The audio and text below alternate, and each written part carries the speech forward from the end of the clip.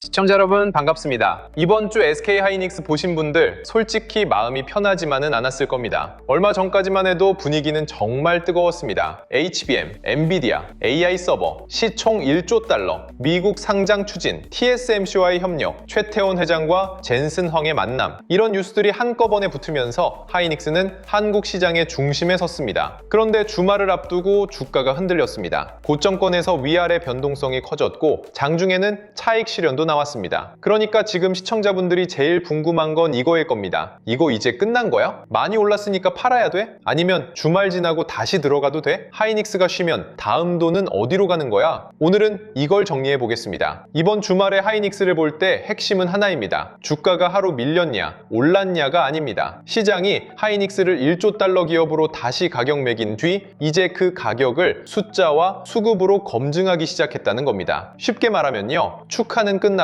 이제 시험지가 올라온 겁니다. 하이닉스를 아직도 예전 메모리 회사로 보면 안 됩니다. 예전에는 하이닉스를 볼 때 주로 이런 걸 봤습니다. D램 가격이 오르나, 낸드 가격이 살아나나, 반도체 재고가 줄었나, 메모리 업황이 좋아졌나. 물론 지금도 중요합니다. 그런데 지금은 그 정도로는 부족합니다. 시장이 하이닉스를 보는 눈이 바뀌었습니다. 지금 시장은 하이닉스를 그냥 메모리 회사가 아니라 AI 서버 시대에 꼭 필요한 핵심 부품 회사로 보고 있습니다. 그 중심에 HBM이 있습니다. HBM이라는 말이 어렵게 들릴 수 있죠. 쉽게 말하면 AI 반도체 옆에 붙는 초고속 기억 장치입니다. 엔비디아 GPU가 AI 시대의 엔진이라면 하이닉스의 HBM은 그 엔진에 데이터를 계속 밀어넣어주는 공급 라인입니다. 엔진만 좋다고 차가 달리는 게 아니잖아요. 연료도 들어가야 하고 공기도 들어가야 하고 열도 잡혀야 합니다. AI 서버도 똑같습니다. GPU가 아무리 빠르게 계산해도 데이터를 제때 주고받지 못하면 성능이 막힙니다. 그 병목을 풀어주는 게 HBM입니다. 그래서 하이닉스가 단순 메모리 회사가 아니라 AI 인프라 핵심 기업으로 다시 평가받고 있는 겁니다. 이번 주에 나온 뉴스들을 보면 이 변화가 더 선명해집니다. 하이닉스는 미국 상장 추진으로 글로벌 투자자들의 시야 안에 더 깊게 들어가고 있습니다. 이건 단순히 거래소를 하나 더 늘리는 얘기가 아닙니다. 미국 기관 투자자들이 더 쉽게 하이닉스에 접근할 수 있는 길이 열릴 수 있다는 뜻입니다. 지금까지 일부 해외 자금은 한국 시장을 직접 사는 데 제약이 있거나 미국 상장 주식을 더 선호하는 경우가 있었습니다. 그런데 하이닉스가 미국 상장 흐름을 타면 AI 메모리를 사고 싶은 글로벌 자금이 하이닉스를 더 편하게 볼 수 있습니다. 이게 왜 중요하냐면요, 주가는 좋은 회사라서만 오르는 게 아닙니다. 그 좋은 회사를 살 수 있는 돈의 길이 넓어져야 더 강하게 갑니다. 하이닉스가 미국 상장을 추진한다는 건 AI 메모리 기업으로서 글로벌 투자자 기반을 넓히려는 움직임으로 볼 수 있습니다. 그러니까 이번 뉴스는 단순 행정 뉴스가 아닙니다. 하이닉스가 한국 대형주에서 글로벌 AI 메모리 대표주로 넘어가는 과정 중 하나로 봐야 합니다. 그런데 미국 상장 이야기만으로 주가가 끝까지 가는 건 아닙니다. 더 중요한 건 실제 생산 능력입니다. 최태원 회장이 앞으로 5년 안에 메모리 웨이퍼 생산 능력을 2배로 늘리겠다는 흐름을 이야기했습니다. 이 말은 아주 큽니다. 왜냐하면 HBM이 아무리 좋아도 만들 수 있는 물량이 부족하면 고객사가 원하는 만큼 공급을 못합니다. 초보자분들은 이렇게 생각하시면 됩니다. 대박난 빵집이 있습니다. 손님은 계속 줄을 섭니다. 빵 맛도 좋고 가격도 비싸게 받을 수 있습니다. 그런데 오븐이 부족합니다. 밀가루도 부족합니다. 직원도 부족합니다. 그러면 아무리 장사가 잘 돼도 매출은 한계가 있습니다. 반도체도 똑같습니다. HBM 수요가 폭발해도 웨이퍼 투입 능력과 장비, 공장, 전력, 인력, 수율이 따라오지 못하면 공급이 막힙니다. 그래서 생산 능력 확대 뉴스는 단순히 공장 더 짓는다가 아닙니다. AI 메모리 수요가 단기 유행이 아니라 몇 년짜리 구조적 흐름이라는 판단이 들어간 겁니다. 하이닉스가 정말로 이 투자를 실행한다면 시장은 이 회사를 단기 테마주가 아니라 장기 공급 부족의 수혜 기업으로 보게 됩니다. 문제는 여기서부터입니다. 생산 능력을 늘리는 건 좋은데 쉽지 않습니다. 반도체 공장은 하루아침에 생기지 않습니다. 땅이 필요하고 장비가 필요하고 전력이 필요하고 인력 인력이 필요합니다. 공장을 지었다고 바로 돈이 되는 것도 아닙니다. 라인을 깔고 테스트하고 수율을 잡아야 합니다. 수율이라는 말은 제품을 만들었을 때 정상 제품이 얼마나 나오느냐입니다. 100개를 만들었는데 60개만 정상 제품이면 나머지 40개는 돈을 못 버는 겁니다. 반대로 100개 중 90개가 제대로 나오면 같은 장비와 같은 시간으로 훨씬 더 많은 돈을 벌 수 있습니다. HBM은 제품 가격이 높고 만들기도 어렵습니다. 그래서 수율이 조금만 좋아져도 이익률 차이가 크게 납니다. 하이닉스가 시장에서 강하게 평가받은 이유도 HBM에서 먼저 점수를 받은 구간이 있었기 때문입니다. 그런데 앞으로는 더 어려워집니다. HBM4, HBM4E, 그 이후 차세대 제품으로 갈수록 제품은 더 복잡해집니다. 제품이 복잡해질수록 수율과 고객사 검증은 더 중요해집니다. 그래서 하이닉스의 생산 능력 확대는 호재지만 동시에 숙제이기도 합니다. 많이 만들겠다는 계획보다 중요한 건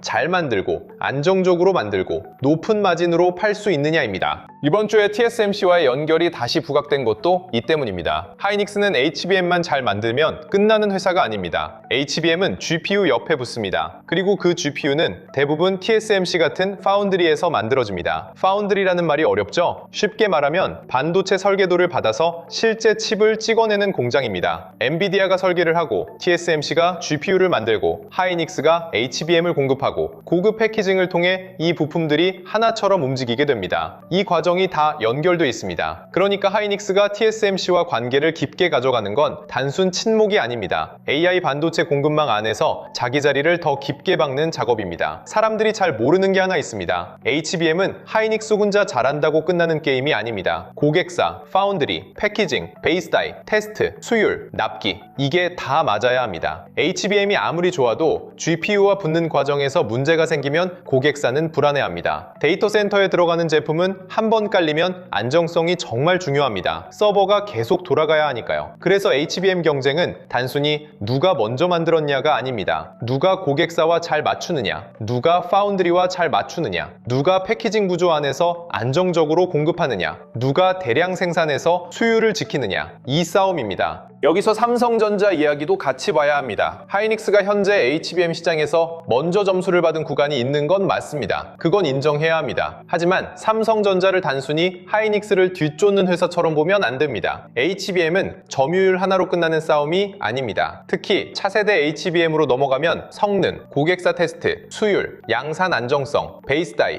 파운드리, 패키징, 테스트까지 다 같이 봐야 합니다. 삼성전자는 메모리만 보는 회사가 아닙니다. 파운드리도 있고 베이스 다이도 있고 패키징도 있고 테스트까지 묶을 수 있는 회사입니다. 그러니까 삼성전자가 차세대 HBM 샘플을 내놓고 공급망 전체를 묶으려는 흐름을 보이면 그건 하이닉스에도 중요한 변수입니다. 이걸 무조건 하이닉스 압제로만 볼 필요는 없습니다. 시장이 작으면 경쟁자가 늘어나는 게 부담입니다. 하지만 시장이 폭발적으로 커질 때는 경쟁자가 늘어나는 것 자체가 그 산업이 메인 무대가 됐다는 증거이기도 합니다. 다만 하이닉스 입장에서는 이제 프리미엄을 계속 유지하려면 더 많은 걸 증명해야 합니다. 수율이 안정적인지, 고객사가 계속 선택하는지, TSMC와 엔비디아 공급망 안에서 자리를 유지하는지, 삼성전자와 마이크론이 따라와도 마진을 지킬 수 있는지, 이게 앞으로 주가의 핵심 질문입니다. 주말에 하이닉스를 볼 때 또 하나 중요한 게 있습니다. 젠슨 황입니다. 젠슨 황이 한국 기업들과 만난다, 한국 파트너들을 챙긴다, 이런 뉴스는 단순 이벤트가 아닙니다. 엔비디아가 한국 기업들을 AI 공급망 안에서 얼마나 깊게 끌고 가느냐를 보여주는 장면입니다. 엔비디아는 GPU만 파는 회사가 아닙니다. AI 데이터 센터 생태계를 통째로 끌고 가는 회사입니다. 그 안에는 GPU, HBM, 패키징, 전력, 냉각, 서버, 로봇, 소프트웨어까지 다 들어갑니다. 그래서 젠슨 황이 하이닉스, 삼성전자, LG전자, 네이버 같은 한국 기업들과 연결되는 건 한국 기업들이 엔비디아 생태계 안에서 어떤 역할을 가져갈지 시장이 다시 계산하는 계기입니다. 하이닉스 입장에서 젠슨 황 뉴스는 기대감을 키웁니다. 하지만 기대감만으로 끝까지 갈 수는 없습니다. 진짜 중요한 건 그 이후입니다. 실제 공급이 늘어나는지, 다음 세대 제품에서 고객사 검증을 통과하는지, 가격 협상력이 유지되는지, 실적 전망이 올라가는지, 외국인 수급이 이어지는지, 이 5가지가 따라와야 합니다. 회동은 불쏘시개입니다. 실적은 장작입니다. 불쏘시개만 있고 장작이 없으면 금방 꺼집니다. 이번 주 하이닉스 하이닉스 주가가 흔들린 이유도 이 흐름으로 봐야 합니다. 좋은 뉴스가 많아도 주가는 흔들릴 수 있습니다. 왜냐하면 이미 많이 올랐기 때문입니다. 하이닉스는 최근 고점권까지 빠르게 올라왔습니다. 이런 종목에는 항상 두 종류의 돈이 붙습니다. 더 간다고 보는 돈, 그리고 일단 수익을 챙기려는 돈. 이번 주 흔들림은 이 두 돈이 부딪힌 결과입니다. 하이닉스가 나빠져서만 빠진 게 아닙니다. 오히려 좋은 이야기가 너무 많이 알려졌기 때문에 먼저 산 사람들은 일부 수익을 챙기고 싶어지는 겁니다. 이걸 차익 실현이라고 합니다. 차익 실현은 나쁜 회사라서 파는 게 아닙니다. 많이 올랐으니까 일부 이익을 확정하는 겁니다. 문제는 차익 실현이 건강한 눌림으로 끝나느냐 아니면 수급 이탈로 번지느냐입니다. 건강한 눌림은 거래량이 줄고 아래에서 다시 받아주는 돈이 나옵니다. 수급 이탈은 거래량이 터지고 종가는 계속 밀리고 외국인과 기관이 동시에 빠집니다. 주말 이후에 봐야 할 건 바로 이 차이입니다. 그럼 보유자는 어떻게 해야 하느냐? 이미 낮은 가격에서 하이닉스를 들고 있는 분들은 주말에 너무 겁먹을 필요는 없습니다. 큰 구조가 하루 이틀 조정으로 깨진 건 아닙니다. HBM 수요가 사라진 것도 아니고 엔비디아 공급망에서 밀려난 것도 아니고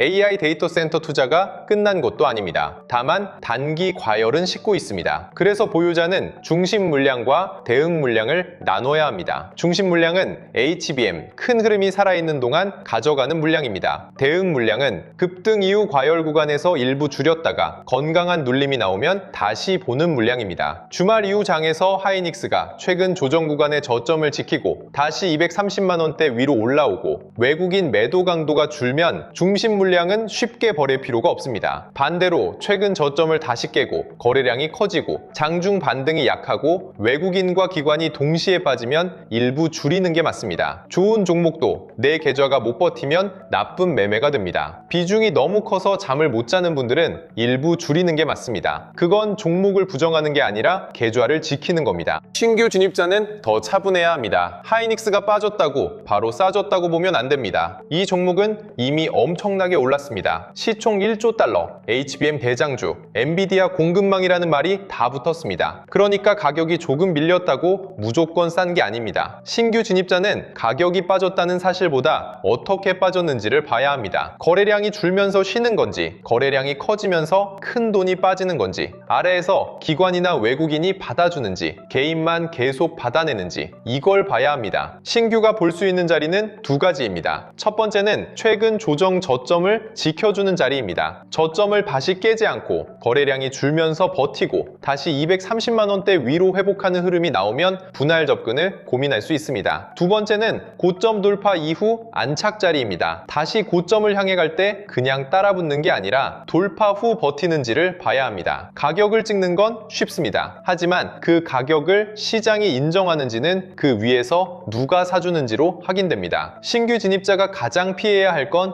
놓칠까봐 사는 매수입니다. 빠질 때는 무서워서 못 사고 반등하면 놓칠까봐 사는 패턴, 이게 가장 위험합니다. 좋은 종목도 나쁜 자리에서 사면 계좌는 흔들립니다. 팔아야 할 신호도 분명합니다. 하이닉스처럼 강한 주도주는 단순히 많이 올랐다고 파는 게 아닙니다. 상승의 질이 나빠질 때 줄이는 겁니다. 상승의 질이 나빠진다는 건 이런 겁니다. 좋은 뉴스가 계속 나오는데 주가가 못 간다. 거래량은 터지는데 종가는 밀린다. 외국인과 기관이 빠지고 개인만 받는다. 하이닉스가 쉬는데 장비주와 전력 인프라까지 같이 무너진다. 삼성전자도 같이 흔들리고 코스피도 대형주 쏠림을 버티지 못한다. 이런 흐름이 나오면 일부 줄이는 게 맞습니다. 반대로 다시 강해지는 신호도 있습니다. 조정 저점을 지킨다. 거래량이 줄면서 쉬어간다. 외국인 매도 강도가 약해진다. 삼성전자와 장비주가 같이 살아난다. TSMC, 엔비디아, 마이크론 쪽 뉴스가 계속 받쳐준다. 이 흐름이 나오면 하이닉스는 다시 고점 도전을 열어둘 수 있습니다. 주말 이후 첫 거래일에서 중요한 건 빨간불이냐 파란불이냐가 아닙니다. 흔들렸을 때 어디서 버티느냐입니다. 하이닉스가 쉬는 동안 돈이 어디로 가는지도 봐야 합니다. 이게 주말 대본에서 가장 중요한 부분입니다. 하이닉스 하나만 보면 늦을 수 있습니다. 하이닉스가 먼저 움직였으면 그 다음 돈은 반드시 주변을 봅니다. 반도체 장비, 소부장, 후공정, 패키징, 전력 인프라, 냉각, 변압기, 전선, 그리고 나중에는 증권, 금융, 자동차, 저평가 대형주까지 갈 수 있습니다. HBM 수요가 늘어나면 장비가 필요합니다. 패키징이 필요합니다. 테스트가 필요합니다. 전력도 필요합니다. 데이터 센터는 전기를 엄청나게 씁니다. 전기가 많이 필요하면 변압기, 전선, 전선, 전력 설비가 같이 움직입니다. 이렇게 AI 메모리 하나가 여러 산업으로 연결됩니다. 그래서 하이닉스가 너무 뜨거워졌을 때는 하이닉스 계속 가나?만 보면 안 됩니다. 하이닉스가 쉬면 돈이 어디로 번질까? HBM 다음 병목은 어디일까? 장비냐? 패키징이냐? 전력 인프라냐? 외국인이 하이닉스를 덜어내고 다른 업종으로 옮겨 담는지 볼까? 이렇게 봐야 합니다. 이게 돈의 순서를 보는 겁니다. 여기서 필요한 게 기준입니다. 지금처럼 하이닉스가 시장의 중심에 서고 삼성전자까지 같이 움직이고 반도체 장비와 전력 인프라로 돈이 번질 때는 종목 이름만 보고 따라가면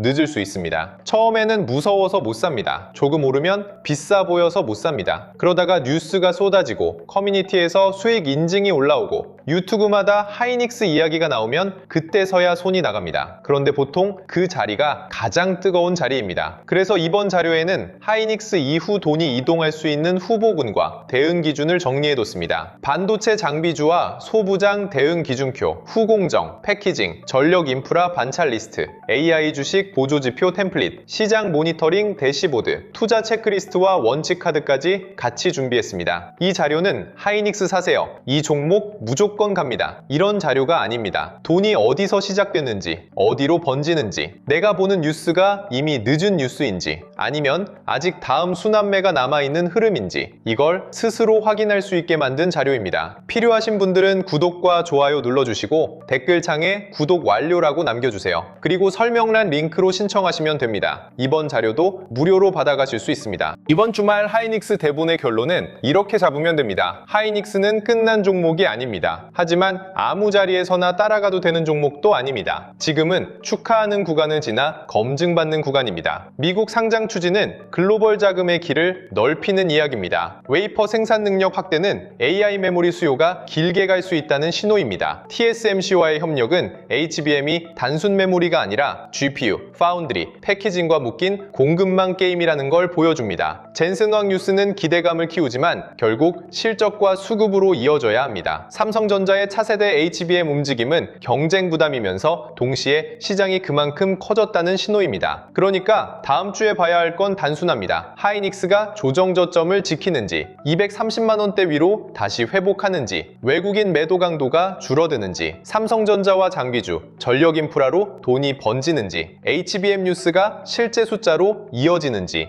이걸 보시면 됩니다. 보유자는 흐름이 살아있으면 중심 물량을 쉽게 버릴 필요는 없습니다. 다만 비중이 부담되면 일부 줄이는 게 맞습니다. 신규 진입자는 급등 추격보다 조정 후 수급 회복을 봐야 합니다. 관망자는 하이닉스 이후 돈이 어디로 번지는지 봐야 합니다. 이번 주말에는 가격을 맞추려고 하지 말고 기준을 잡아두시면 됩니다. 장 열리면 사람 마음이 흔들립니다. 미리 기준을 잡아두면 빨간불에도 덜 흥분하고 파란불에도 덜 겁먹습니다. 오늘 영상은 여기서 마치고요. 다음 영상에서는 하이닉스 이후 돈이 실제로 어느 후보군으로 번질 수 있는지, 그리고 반도체 장비와 전력 인프라 흐름까지 더 자세히 짚어드리겠습니다. 끝까지 시청해주셔서 감사합니다.